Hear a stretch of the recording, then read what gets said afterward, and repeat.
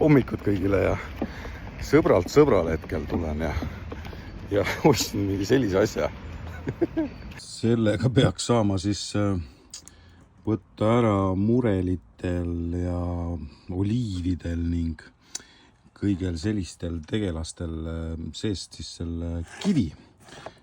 Siin on 4,50 hinnaks pandud ja kätte sain ma siis 2,50. Ei, 2,25.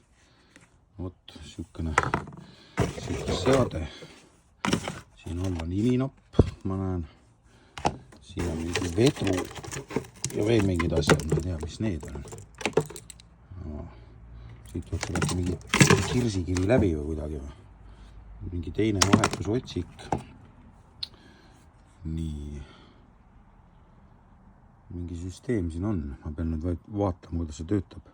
Jah, need otsiku, need käivad siit. Need kummitükid siit läbi. Masin kokku pandud ja kui vajutad, siis ta peaks nüüd siit niimoodi siis selle seemne siit välja pressima. Ühesõnaga, lähen toon mõned murelid ja siis vaatab, kas toimib ka või. 2 euro eest. Siuke asi tumepunast. Kuskilt see vahele ronima, vaatama, et erilasi ei oleks. Nii. Olemas. Kausi siia õljuma ja läheb mureli korjamiseks siis. Vaatame, kas võtab seemne välja. Oba.